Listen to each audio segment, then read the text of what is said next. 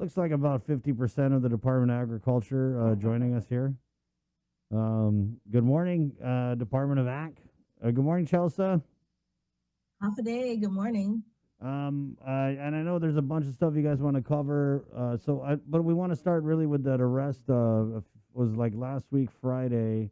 It was one was Joshua Terlahi, the other was Vincent A. Flores. These guys were arrested for spotlighting. There was also like a firearms without a firearms ID charge, and then I believe Vincent A. Flores was also allegedly found with drug paraphernalia. But can you kind of walk us through when you get the conservation officers out there, just maybe like start to finish from the average complaint, like let's say when they go out and they see someone spotlighting, what happens when they respond, and what are they able to do as because they're law enforcement, right? Yes, Yeah. and they're out there primarily to enforce the mandates of our wildlife section when they're doing that.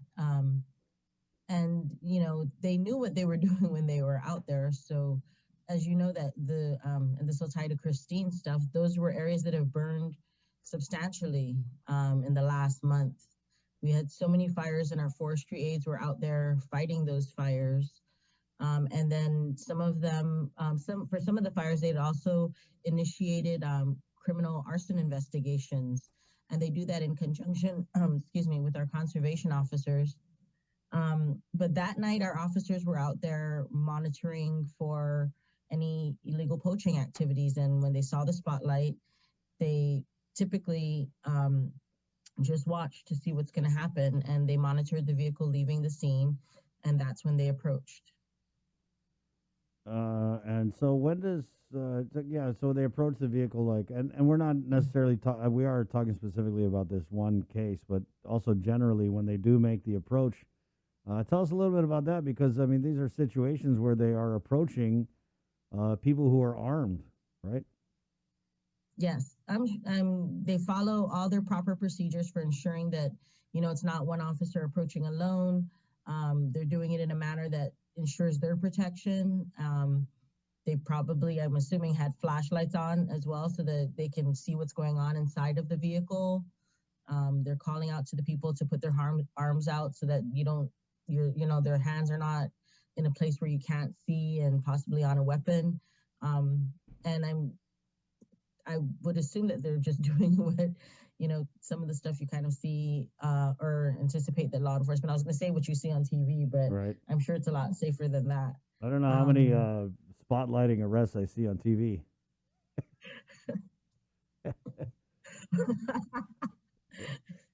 You're not watching the right channels. I guess I gotta watch the Duck Dynasty channel. Right.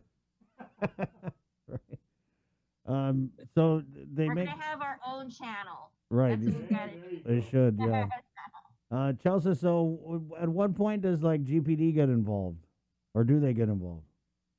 Well, they actually kind of get involved early on in that we're still working on establishing this system called LERMS, where our resources are linked with GPD so that we can access like the criminal database right away, but we don't have that link right now. So what we do is after they arrest their suspects, they bring them back to the office and start the booking process. And then they call GPD to try to determine if there are any outstanding warrants, and if there's any other relevant information that they need to know. So that already establishes the link with GPD. And then if there are any other violations that are conservation related, then those are also passed on through GPD. Right. So do they do the search of the vehicle, and like in this case when they found the drug paraphernalia, is it the conservation officers that found that and then they note it for GPD when they? I see.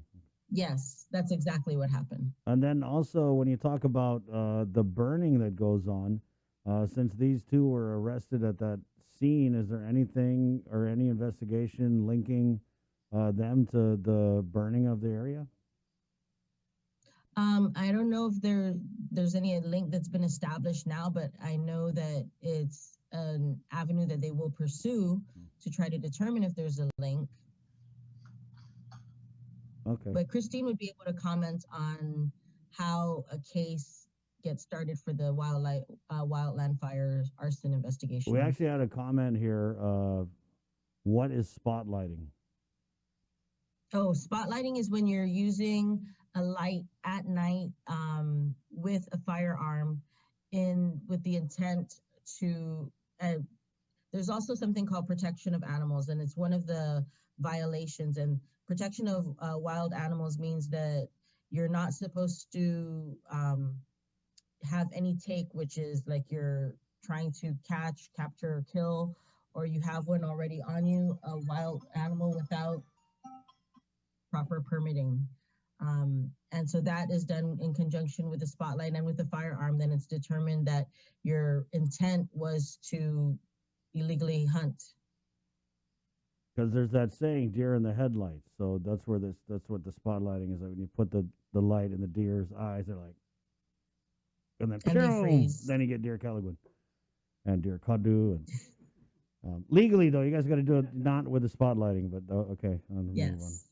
Chelsea, so we're going to go down the line because I got Dave right behind you, and I definitely want to get him on about this whole GDOL issue. But I see that you brought Frank. So Frank is for the fisheries update. This is yes, relative to the grant for the fishermen.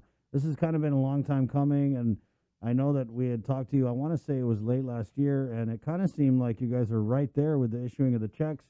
But I remember we had you on and there were some other issues. So just general status, Frank, have we cut any checks? And if not, why not? And if so, how many? Okay, so as of last week, checks have been cut. They're for the people who turned in complete and eligible applications in the first batch before the November 30th deadline. So if you're one of those people that haven't been contacted for your application to be adjusted or to make any changes, and you turned in your application before November 30th, then you should be expecting a check. And we're still urging fishermen or registered fishermen to turn in their applications. As of right now, we have about 150 complete applications sent to the commission to be reviewed so that more checks can be cut. Do you have a total dollar amount and the number of checks? I've requested for the running list of that number, but they haven't sent me the list yet. Do those checks get printed out of like DOA? No, the check is coming from the Pacific State Marine Fisheries Commission. Okay. And then are there any other relief coming down with this latest American Rescue Plan? Is there any other relief for fishermen? We've been told that there is a second round of relief for fishers, but we haven't been given any details yet. Okay. And so, Chelsea, I know you haven't got any details yet, but I'm assuming like the EIP, if it is similar, is it going to be quicker because you've already kind of stood up this program? Yes, because we already have the process in place with most of the fine tuning done with the commission. It should be a lot quicker the second time around. Okay. And actually it should be a lot quicker for processing now because we got that first batch through. Right. So can you still register to be a fisherman, to be eligible to apply for relief? We're going to be able to assess that once we find out what the details are for the second round. Right. We do have that on the back burner. We keep that in mind that there are people who were not able to register the first time. We want to be able to expand, but we just need to find out if there are any restrictions on the second round of funding. Okay, but for this round, the deadline passed November 30th, right? Okay. Yes, but people can still apply if they registered by, actually that was in July. Yeah. Okay. So keep us posted about whatever the second round is going to be when you get more details. Sure. Let's go to Dr. Glen, Doula, Invasive Species Coordinator in Biosecurity. Whoa, that's like quite a title there, Doc. Yeah, hey, Chris. Oh, someone put a doctor in front of my name. Okay. Are you a doctor? Yeah. Oh, yeah. wow. No one usually calls me that. But yeah, so I'm part of the Biosecurity Division. So we coordinate programs that try to ensure that different invasive species here on Guam don't go out into the outer islands. And as well, we play a big role in doing inspections and trying and permitting products coming into the island to prevent other invasive species coming into Guam. So we work on stuff like coconut rhinoceros beetle, little fire ants. We just picked up another agriculturalist whose specialty is honeybees, and his focus is working on the greater banded hornet. The murder hornet, right? Thing. I'm sorry, go ahead. The murder hornet? No, not the murder hornet, but so the murder hornet is in Washington and Canada. Got it. Yeah. In Guam, we have the assault and battery hornet. Yeah. So like the murder hornet has a lot of press because it's in the continental United States. But if you compare Washington's murder hornet and our hornet, our hornet's actually a little bit bigger and that's what more impressive. Yeah, I know. That's what I hear. We have bigger hornets here, and they sting. Oh yeah, no. Chris gets calls daily, trying to help people out in the community. I mean, those things are those suckers are huge. When you see them, it's like, oh my god! And I'm seeing more of them. Yeah, right there. Look at that, Jay. Yeah, they're pretty big. About the size of your thumb. A lot of protein in there, though. We need to come up with a hornet recipe contest. Oh, yeah, your own risk. Right. What about the little fire ants? And Jathan, are you on with Glen?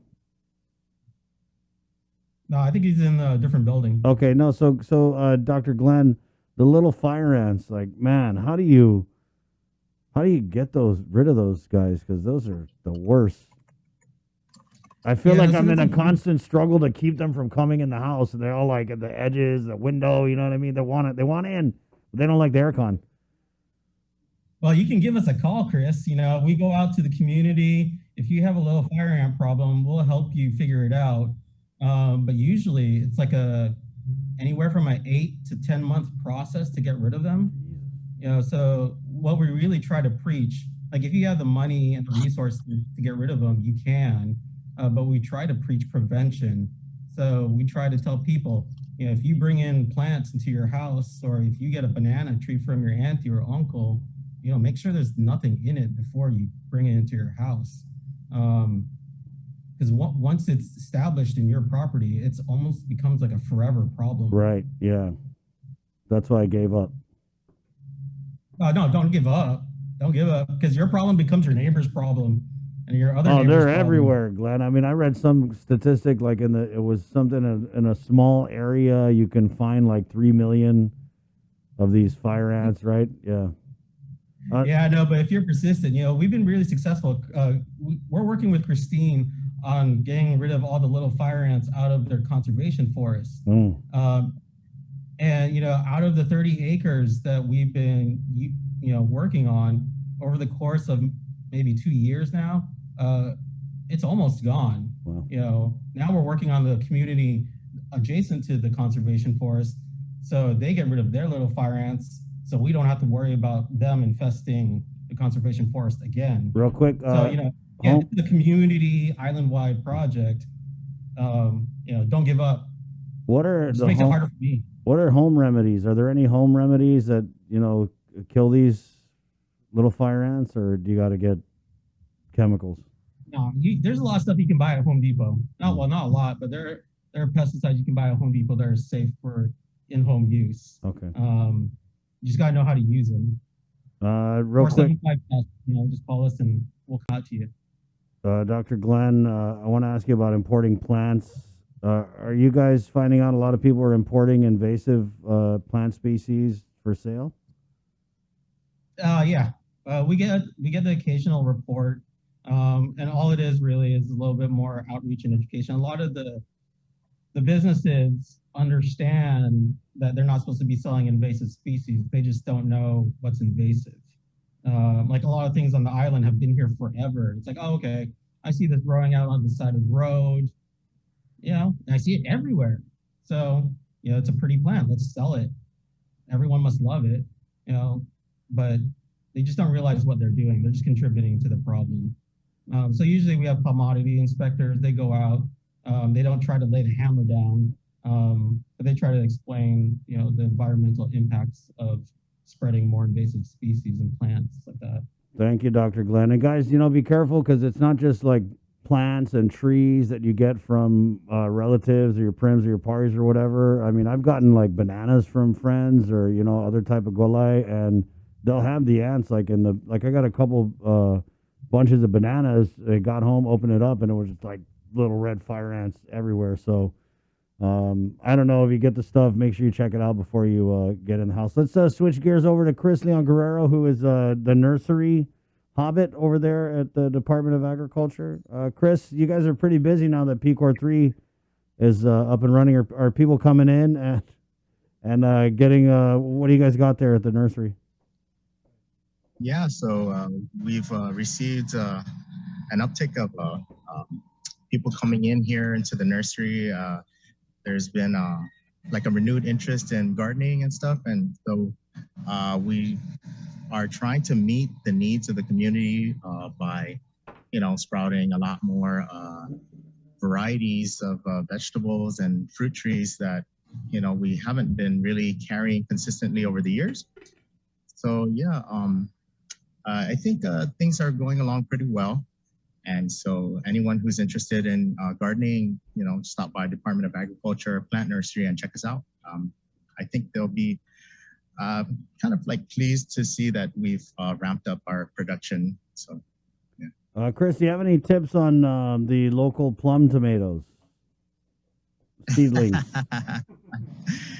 Yeah, so I've heard that that was a pretty popular event, and actually there were people calling in for tips and like growing advice and stuff. And so basically the tomatoes, they love a lot of sunshine, and if you go to your average hardware store out there, you'll see that they have tomato and vegetable fertilizers, and it's just a matter of following the directions.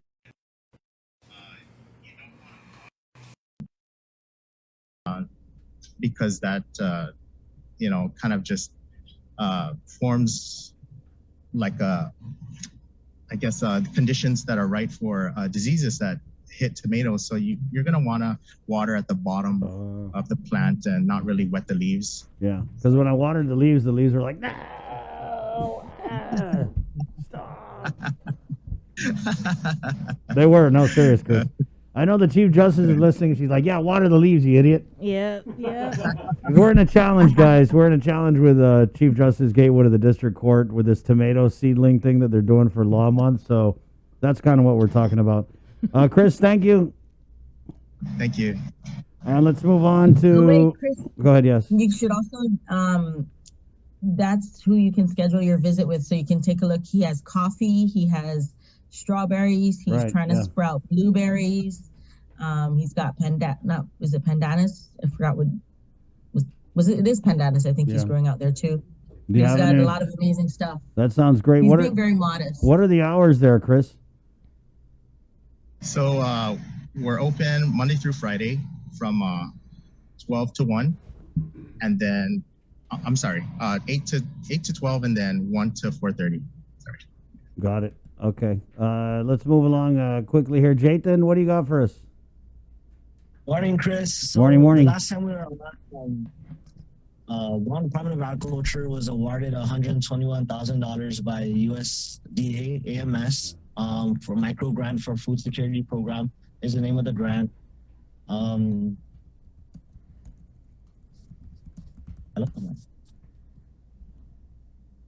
We can hear you. Got it. You're on. Yeah, so the goal is to support food insecure communities that import a significant amount of food. There are two types of competitive grants again, one for individuals and one for NGOs. For individuals, you may apply for a maximum of $5,000 per year. Their projects can be for 1 year or 3 years, a maximum of 3 years. And for NGOs, it's $10,000 per year for a maximum of 3 years. But for the NGOs, the language is kind of specific. The listed organizations are religious organizations, food banks, and food pantries. Those are the only types of nonprofits that can apply for the grant. Is this all on the website? Jason? 'Cause, that's pretty much it.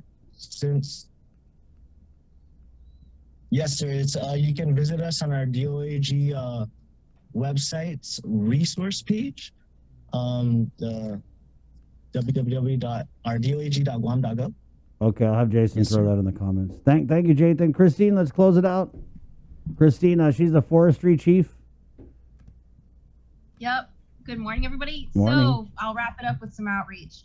You know, it's still dry season. It's been raining. This has been awesome, but it's still dry season. So we are not actively planting. We are promoting education through outreach, through education opportunities. So educators can email us, message us at our it's at doagforestry.forestry. We've updated our Instagram and Facebook username. So doag.forestry. Oh. And we have curriculum that we can give a link to and or a thumb drive to, supplies last to educators. And it'll teach students about fire here on the island and how it occurs. And then we also are offering for heading into Earth Month. So the week of Earth Day, we're gonna have an outreach event at Kodo Conservation Area. And it's sort of like we're theming this around a reconnection to our resources.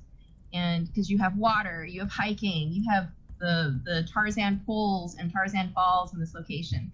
So it's a nice bring us all back to nature and get out and do some great hiking and exploration. Nice. So more to come on that. Yeah, we'll get you on closer to Earth Day, Christine, and talk about that. Chelsea, thank you. Oh, go ahead. Yeah.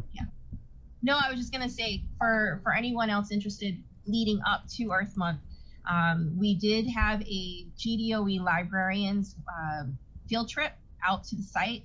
And so that has always been one of our popular events. And I wanted to mention that this is a way we can get virtual tours. We can get you engaged and outside. If you can't bring your classroom to us or your class to us, we can engage you by taking you out virtually and going through the site with you. Nice. So it's just a way to promote. You can still be connected even if you can't come to the sites. Thank you, Christine. Right on. Chelsea, thank you so much. Thanks for having us. Always Thanks a for letting me pleasure. bring our whole team. Of course. Next time, Jathan, bring empanada. Yes, sir. Thank you. Okay, we'll see you guys. There you go. Bye. Department of Ag Hour on the link. There's a lot of stuff going on with it. Right. Go on their website, Jay. It's Jay's going to put it in the comments here. They got that fisheries grant. So if you had applied for that, I don't know if you maybe forgot because it's been a minute, but they are cutting the checks. They have released some checks, so be on the lookout for that. And we'll also keep you posted about a second round of proposed relief for fishermen through the American Rescue Plan there on the federal level. Jathan was also talking about a food security grant. This is for gardeners and nonprofits. So you guys, if you have like a home garden, there's a chance you could qualify and be eligible for these grant monies to just really kick up your home garden in the name of food security. 7:37 now. We'll get right back into it with Department of Labor Director Dave Delasola. Lots to talk about this morning. Dave, thank you for joining us and thanks for the wait. Sorry. I'm sorry, what was that? I missed it. Good morning. Good morning, Chris. Good morning, Sabrina. Good morning.